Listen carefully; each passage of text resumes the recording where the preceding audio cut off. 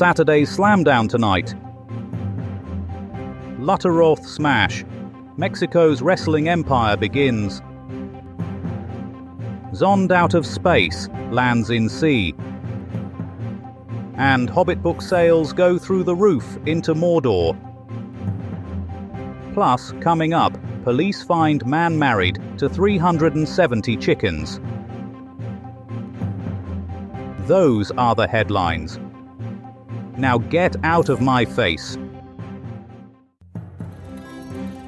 Indian News Bang, lifting the veil of misrepresentation, revealing a new day in truthquisition.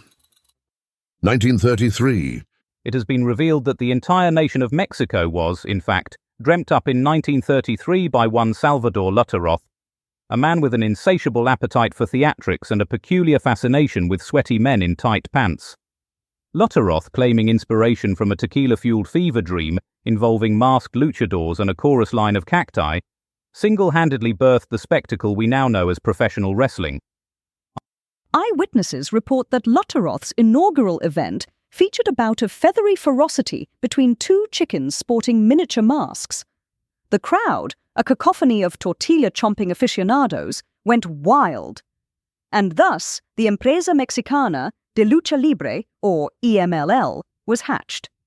One spectator, Juan El Pollo Loco Gonzalez, exclaimed, "Madre de Dios!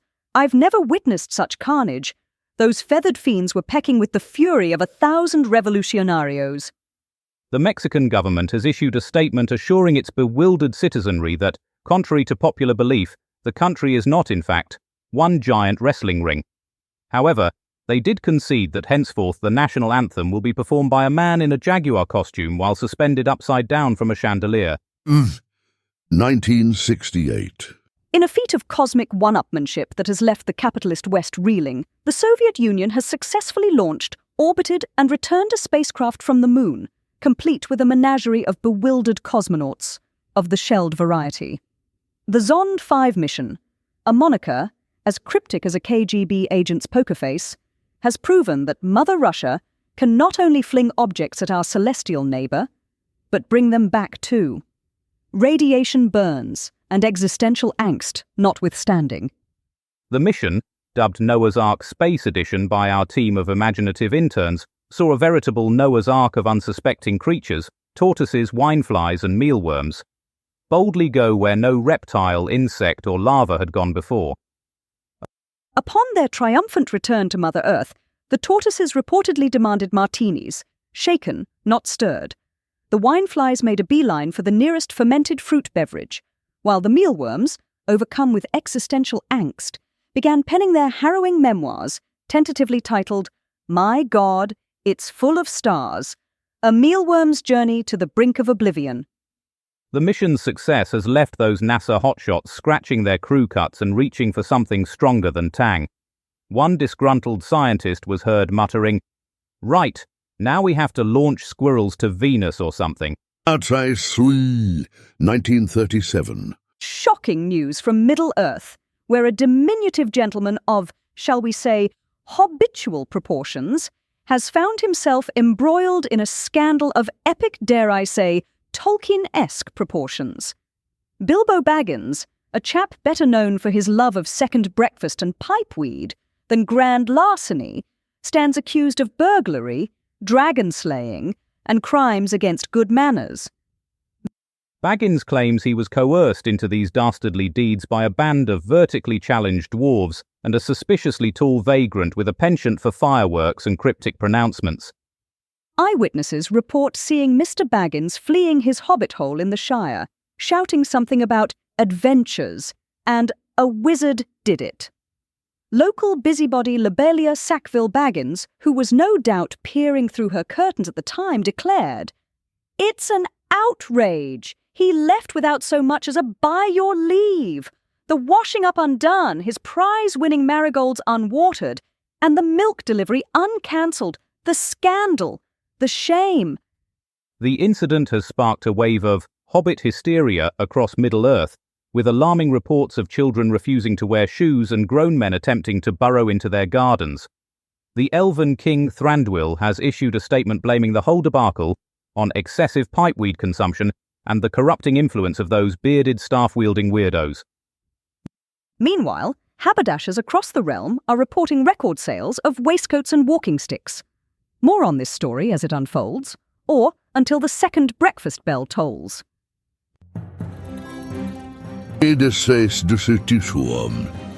News bang, ripping the blinders off the eyes of truth.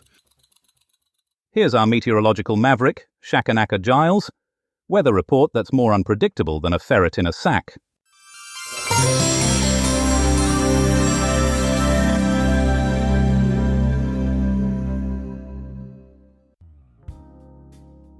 Alright, weather watchers, let's dive right in.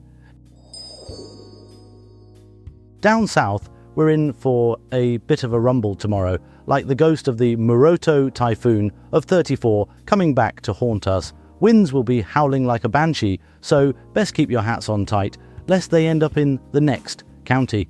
And if you hear the ground start to shake, don't worry. It's just the Gigi earthquake of '99 trying to join the party. Just be sure to duck and cover, unless you fancy a new career as a human pancake.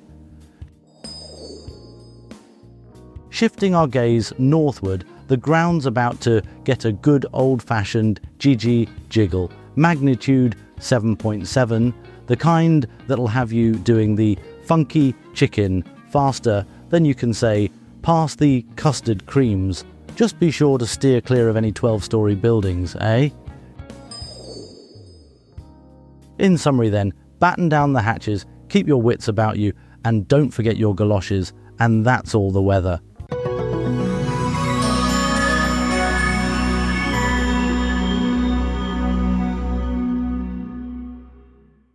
1170. Dublin's gone Norman. It seems those Viking lads have finally met their match.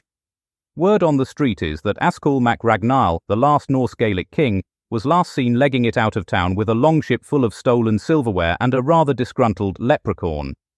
For a taste of this medieval mayhem, we go to our man on the spot, Brian Bastable, who's dodging stray arrows and suspiciously strong mead. Brian, what's the crack? Martin, Dublin's a right mess. Imagine a pub brawl after someone spiked the mead with Viking berserker rage. The streets are slicker than a greased seal in a butter factory, and the air is thick with the stench of blood ale and what I can only assume is burning lute music. Those Norman chaps are a ruthless bunch, Martin. Their swords as sharp as their wit and twice as deadly. They're rampaging through the city like a pack of toddlers let loose in a sweet shop, except instead of sweets, they're after loot and glory. And frankly, Martin, they seem to be having a smashing time. Poor old Ascul mac Ragnarl, he's probably still running, his crown askew and his beard full of mead foam. He'll be telling tales of this day for years to come, assuming he finds a therapist who speaks fluent Viking. The Normans are here to stay, Martin, and they've brought their own brand of chaos to the Emerald Isle. I suspect we'll be hearing a lot more about this Anglo-Irish lot in the centuries to come. This is Brian Bastable, Newsbang, signing off before I get caught in a drunken brawl between a Norman knight and a particularly surly sheep. Here to do, Sisti. 2001. In a chilling reminder of the dark underbelly of racial tensions, we revisit the brutal murder of Ross Parker in Peterborough. On this day in 2001, the 17-year-old fell victim to a savage, unprovoked attack by a group of British Pakistani men. The incident, which saw Parker sprayed with CS gas, beaten and stabbed, sent shockwaves through the community and ignited fierce debates on media coverage of racially motivated crimes. For more on this grim anniversary, we turn to our crime correspondent, Ken Schitt. Good evening, you miserable bastards. Tonight we're diving headfirst into a cesspool of hatred that'll make your stomach churn and your blood boil. Peterborough, England, 2001. A year when some thought it was fan-fucking-tastic to murder an innocent kid because of the color of his skin. Ross Parker, 17 years young, had his life snuffed out like a candle in a shitstorm, walking with his girlfriend, probably dreaming of a future that'll never come, when a pack of savage hyenas decided to play judge, jury, and executioner. These cowardly fucknuggets didn't just kill him, they tortured him. CS gas, hammers, knives, a symphony of brutality that'd make the devil himself puke. And for what? Because Ross was white. What kind of backwards, primitive Neanderthal bullshit is that? But here's where it gets even more fucked up, folks. The media, those supposed guardians of truth, decided this story wasn't worth their precious ink. A white kid murdered by British Muslims. Doesn't fit the narrative, does it? Sweep it under the rug, boys. Well, not on my fucking watch. Ross Parker was a human being, goddammit. His life mattered, his death matters, and this story deserves to be shouted from the rooftops until our throats bleed. This is Ken Shit, reminding you that the world's going to shit, and we're all along for the ride. Good night, and don't let the bastards grind you down. And in 1965, in a move that has sent shockwaves through the corridors of Whitehall, Portugal has brazenly thumbed its nose at British authority by welcoming a diplomatic mission from southern Rhodesia. This audacious act of defiance comes despite Britain's stern warnings and demands for black majority rule in the colony. The Portuguese government, seemingly unfazed by potential repercussions, has rolled out the red carpet for Rhodesian representatives in Lisbon. This diplomatic tango has left British officials spluttering into their Earl Grey as Portugal cozies up to a regime that Britain refuses to recognise. For more on this unfolding drama, we turn to our political correspondent Hardiman Pesto. Martin, I'm here in Lisbon, where the Portuguese government has just rolled out the red carpet for a diplomatic mission from southern Rhodesia. It's all smiles and handshakes here, despite Britain throwing a bit of a wobbly over the whole affair. Pesto, are you telling me that Portugal is openly defying British demands regarding Rhodesia? Well, Martin, it's more of a gentle disagreement, really. Like when your mum tells you to eat your vegetables, but you fancy a biscuit instead. This isn't about biscuits, Pesto. We're talking about a major diplomatic incident. What's the Portuguese government's justification for this move? They say it's all about fostering good relations and promoting regional stability. I spoke to Portuguese Foreign Minister Alberto Franco Nogueira, who assured me it's just a friendly chat over some port wine. Did you actually speak to the Foreign Minister, Pesto? Well, I saw him from across the room. He looked very ministerial. Right. And what about the British reaction? Surely they're not taking this lying down? Oh, they're quite upright about it, Martin. In fact, I have with me Sir Reginald Fiddlesticks, the British ambassador to Portugal. Actually, it's Fitzwilliam, and I'm not the... Sir Reginald, what's your take on this diplomatic kerfuffle? Look here, I've told you already, I'm not the ambassador. I'm just a tourist who happened to be wearing a bowler hat. Pesto, are you interviewing random British tourists again? Absolutely not, Martin. Sir Reginald here is a key player in this unfolding drama. I'm trying to find the bloody loo. That's the only drama I'm involved in. Pesto, can we get back to the actual story?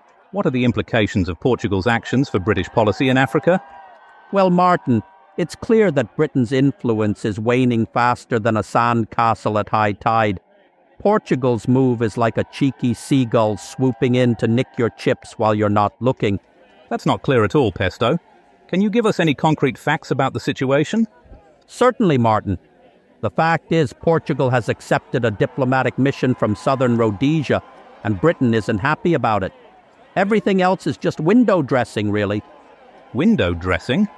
This is a complex geopolitical issue with far-reaching consequences. Is it though, Martin? When you really think about it, aren't we all just trying to get along in this crazy world of ours? No, Pesto, we're not. We're trying to report the news, which you seem incapable of doing. Thank you for that utterly useless update from Lisbon. Next time, try interviewing an actual diplomat, instead of accosting tourists in bowler hats. Lee, 1996. The US Congress has passed the Defense of Marriage Act, a legislative thunderbolt that sent shockwaves through the very foundations of societal norms. This act, ladies and gentlemen, has redefined the concept of I do to emphatically state we don't. The ramifications: a veritable smorgasbord of marital mayhem across the nation. One can only imagine the chaos at state borders as newlyweds frantically consult their GPS to ensure their vows remain valid. For more on this unprecedented redefinition of romance, we cross live to our American correspondent, Melody Wintergreen.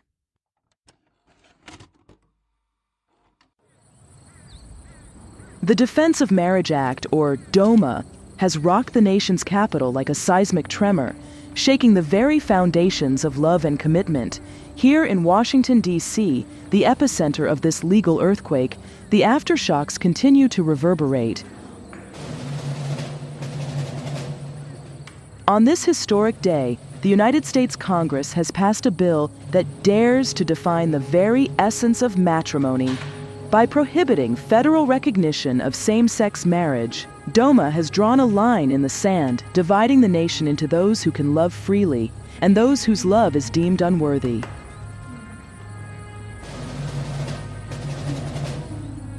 Outside the hallowed halls of the Capitol, a storm is brewing.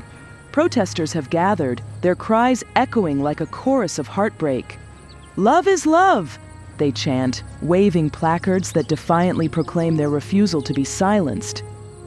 Donna Doubtfire, a spokeswoman for the Women's League, laments, "This is a dark day for equality. The government is trying to dictate who can and cannot commit to one another. It's an outrage."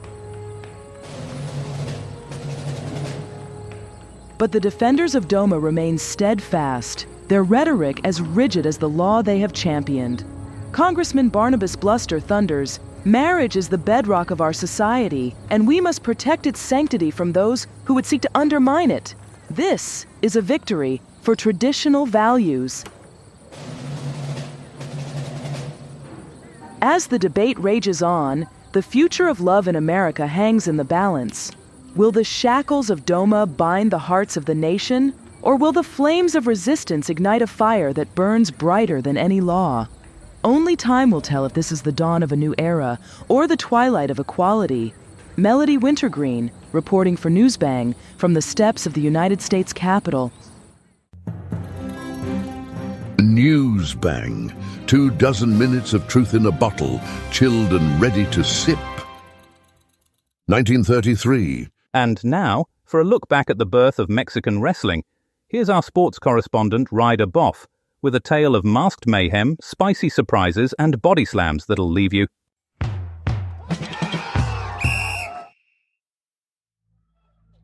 And now, sports fans, we're taking a trip back to 1933, where the world of professional wrestling has been turned on its head faster than a luchador doing a triple somersault off the top rope. Salvador El Padre Lutteroth has just unleashed his brainchild, the Empresa Mexicana de la Lucha Libre, onto an unsuspecting Mexico City.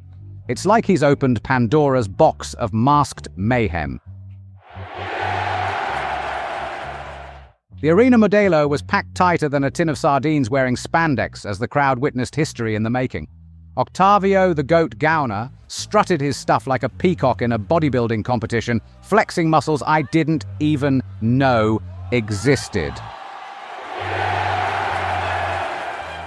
And here comes the goat, strutting into the ring like he owns the place. He's wearing a mask that looks like it was designed by Salvador Dali after a particularly strong margarita. And the crowd is going wild. They're throwing flowers, sombreros, the occasional half-eaten burrito. Oh dear, it seems someone's thrown a chihuahua. Security! Someone deal with that rogue chihuahua. Pronto! Where was I? Ah, yes, the goat. He's flexing those biceps now. You could crack walnuts on those things. Frankly, he's making me feel a bit inadequate about my own physique. Must start doing those bicep curls Calamity's been nagging me about.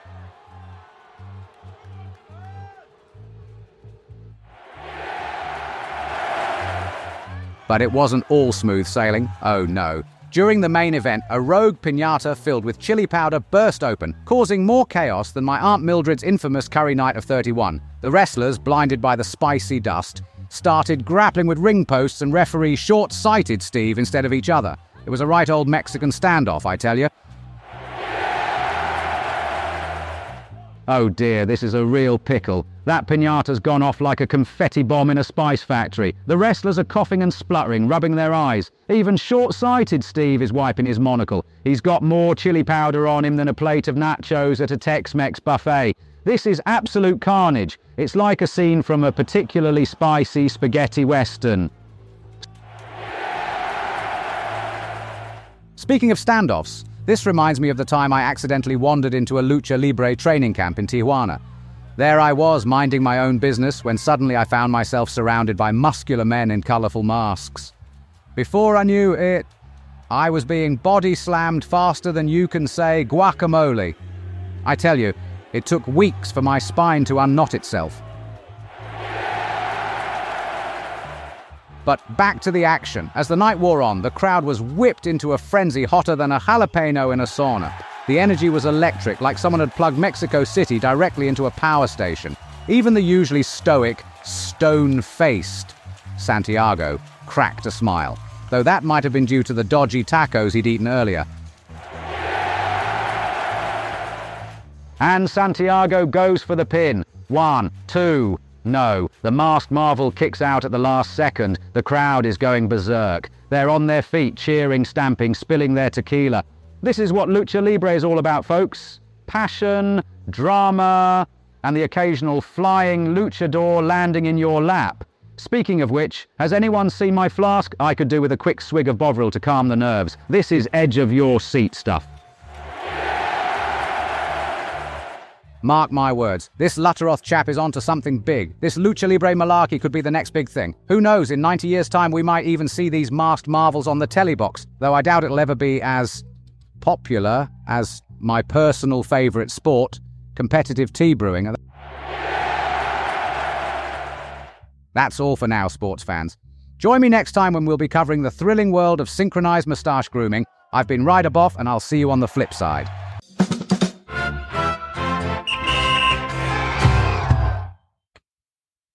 And now, for an environmental report, more heart-wrenching than the sight of a plastic bag caught in a weeping willow's branches. It's Penelope Wind Chime.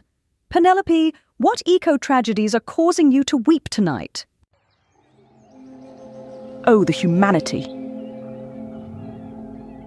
Tonight, viewers, we journey to the pristine wilderness of Patagonia, a land more untouched than a newborn babe.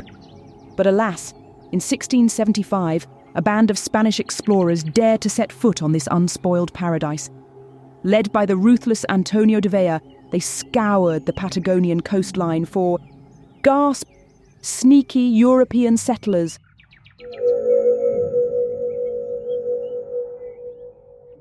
Imagine their horror as they searched in vain for evidence of tea parties, scones, cricket matches. But all they found were innocent penguins and the occasional bewildered sea lion. The poor creatures, forced to witness this blatant disregard for the delicate balance of nature.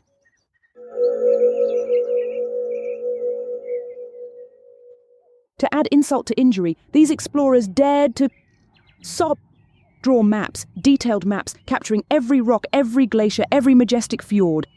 Why, you ask? Why this blatant cartographic colonialism? Because, my dear viewers, nothing asserts dominance over Mother Earth quite like a nicely drawn map. Oh, the injustice.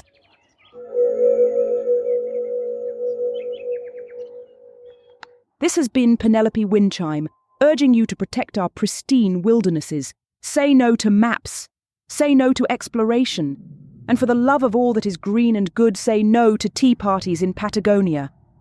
And now, a traffic report from the land of the free and the home of the freeway, as Polly Beep takes us on a joyride through America's highway history. Polly, what automotive antics can you report?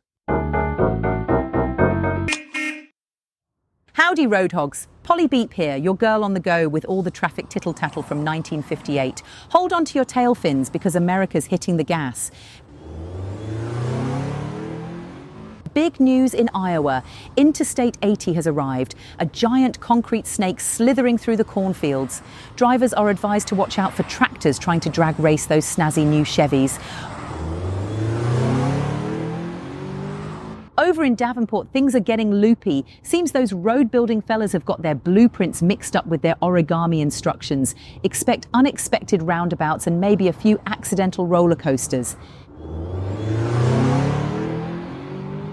And lastly, a warning for anyone cruising down the new I-80.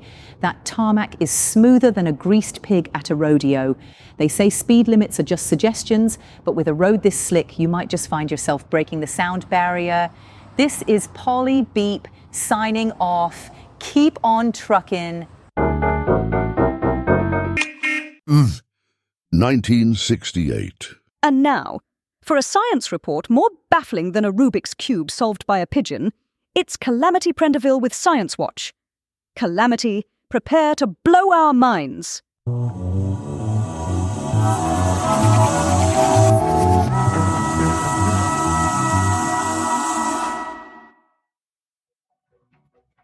Hello viewers, tonight on Science Watch we're blasting off to 1968 when the Soviet Union pulled off a right corker, sending a spacecraft, Zond 5, around the moon and back. But what those sneaky Soviets didn't tell you was it was all thanks to British ingenuity.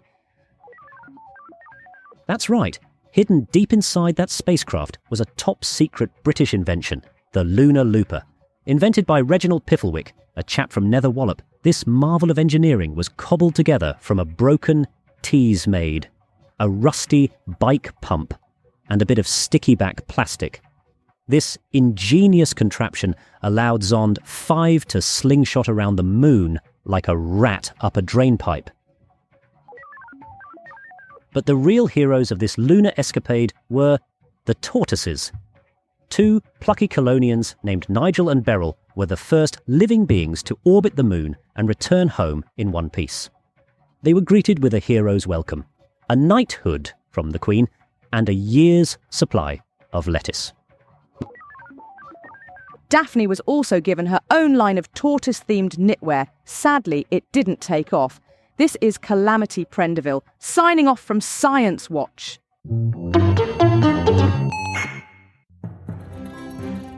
Her news bang, flushing out the cockroaches of conspiracy. On this day in 1934, Chandrasekhar Agashe, a man with a name as rich as his ambitions, founded the Brihan Maharashtra Sugar Syndicate Limited. This wasn't just any company. Oh no. It was destined to become one of India's oldest and most saccharine success stories. Agashe, armed with a background in money lending and a dash of political clout, whipped up a recipe for industrial triumph that would make even the sourest of critics salivate. For more on this sugary saga, we turn to our business correspondent Perkins Stornoway. Chandrasekhar Agashe, Sugar Beet Baron. 1934. Brihan Maharashtra, Sugar Syndicate Limited. Wind northeast, backing north 3 or 4, becoming a sweet breeze. Family business. Moneylenders. Farmers. North Utsire, variable 4 or 5, occasionally sticky. Biscay, occasional rain, turning to a syrup of profits. Shrewd operator. Portland, slight or moderate, occasionally a bit brown around the edges. Managing agent, politician. 2 scoops of ice cream for everyone. Dogger, fair or good, becoming excellent.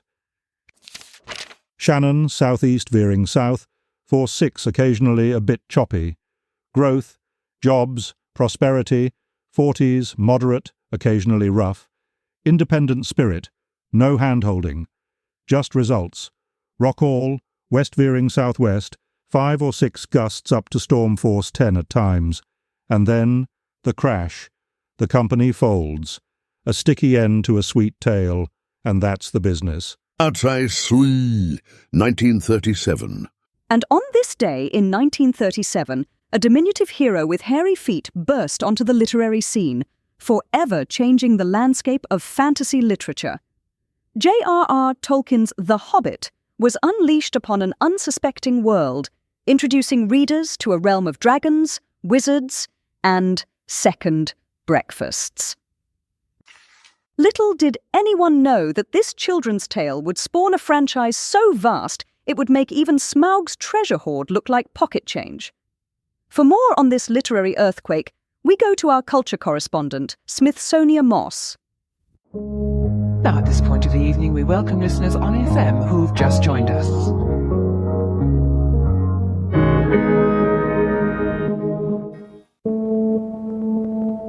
Whoa, culture vultures. Smithsonia Moss here, ready to spill the elven wine on J.R.R. Tolkien's The Hobbit, a book that's more precious than a mithril shirt and more satisfying than a second breakfast buffet. Okay, so let me tell you, Tolkien was a bit of a word nerd, a linguistic wizard who practically invented his own languages. Dude even had a thing for trees, like a serious tree hugger before it was cool. So, it's no surprise that he cooked up this whole fantastical world called Middle-earth, a place where hobbits, dwarves, elves, and wizards roam free, and dragons hoard more bling than a rap mogul. Now, The Hobbit itself is like a gateway drug to this epic universe. It's the story of Bilbo Baggins, this homebody hobbit who's more comfy in his armchair than on an adventure. But then Gandalf, this wizard who's basically the OG Dumbledore, shows up with a crew of rowdy dwarves who are on a quest to reclaim their lost treasure from Smaug, a dragon who's got more firepower than a North Korean military parade. Bilbo's like, nah, I'm good, thanks. But Gandalf's got this persuasive glint in his eye, and before you know it, Bilbo's off on a wild ride through Middle-earth, facing goblins, giant spiders, and even a creepy golem who's obsessed with riddles and rings. But The Hobbit ain't just some kiddie adventure story, honey. Tolkien was weaving in some serious themes, like good versus evil, the corrupting power of greed, and the importance of friendship. It's like he took all the big questions of life, sprinkled them with magic dust, and wrapped them up in a fantastical adventure that's been enchanting readers for generations. And let's talk about that world building, baby. Tolkien didn't just create a story. He created a whole damn universe, complete with detailed maps, languages, histories, and cultures. It's like he was playing Sim-Earth on hard mode. And he nailed it. So there you have it, folks. The Hobbit is a timeless classic, a masterpiece of fantasy literature that's as epic as a dragon's roar and as cozy as a hobbit hole fireplace. And if you haven't read it yet, well, you're missing out on a literary feast that'll leave you wanting more. Trust me, honey, it's a journey to Middle-earth you won't regret. Whoa! Nirnin, news bang, piercing the plexiglass veil of fiction with fact's flashlight, 1823. And finally tonight, a story of angelic encounters and golden discoveries. On this day in 1823, young Joseph Smith claimed a visitation from the heavenly realm. One Moroni, an angel of distinction, allegedly directed him to a set of golden plates, inscribed with the history of Christian Americas. These revelations became the foundation of the Book of Mormon and sparked the birth of a new religious movement. To delve deeper into this divine disclosure, we turn to our resident theologian, Pastor Kevin Monstrance.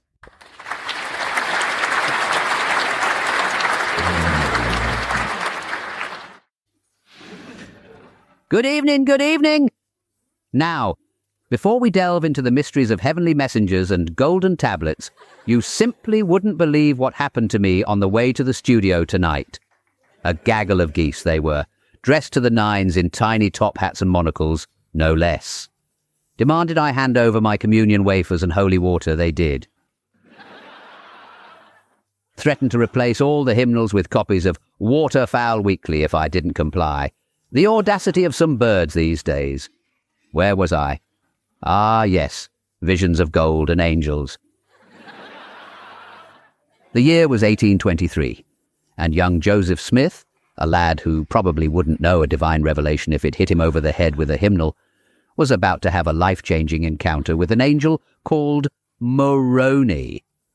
Not to be confused with macaroni, mind you, though I once had a rather delicious macaroni cheese gratin that could be described as a religious experience.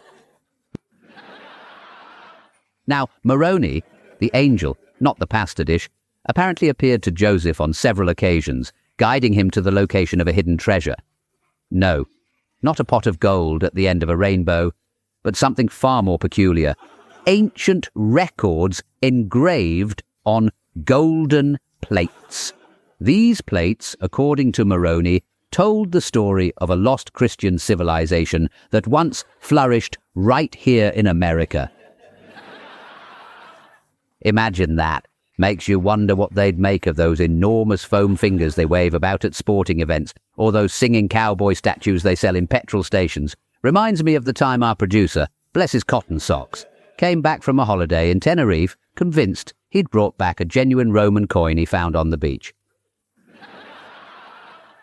Turned out to be a button from a paella restaurant uniform. The look on his face, priceless. But back to our story. Joseph, guided by Moroni, retrieved these golden plates and, using what I can only assume was a celestial dictionary, translated them into what we now know as the Book of Mormon. Not to be confused with the Book of Common Prayer, mind you. I once spent a rather embarrassing afternoon at a christening after accidentally bringing along a copy of The Very Hungry Caterpillar. Bit of a theological faux pas, that was. Anyway, this Book of Mormon sparked a whole new religious movement. The Latter-day Saints, or Mormons, as they're commonly known. Now, some folks were a tad sceptical of Joseph's story. Thought he'd perhaps taken a wrong turn on the road to Damascus, so to speak, a bit like my Uncle Albert, who, after a particularly strong cup of tea, became convinced he could speak fluent Mandarin. Turned out to be a rather unfortunate incident involving a fortune cookie and a misunderstanding of the word plum. But Joseph, bless his heart, he persevered. And the Latter-day Saint movement, well, it grew faster than a zucchini in a greenhouse. They faced hardship, persecution, even had to relocate their entire operation to Utah. Talk about a change of scenery. Makes moving house look like a walk in the park, doesn't it? And speaking of parks, have you ever noticed how pigeons seem to congregate around those who feed them? Like feathered disciples they are. Reminds me of the time. Oh dear me, where was I? Yes, the Mormons. Millions of followers now, all thanks to a young man, a chatty angel, and a set of golden encyclopedias.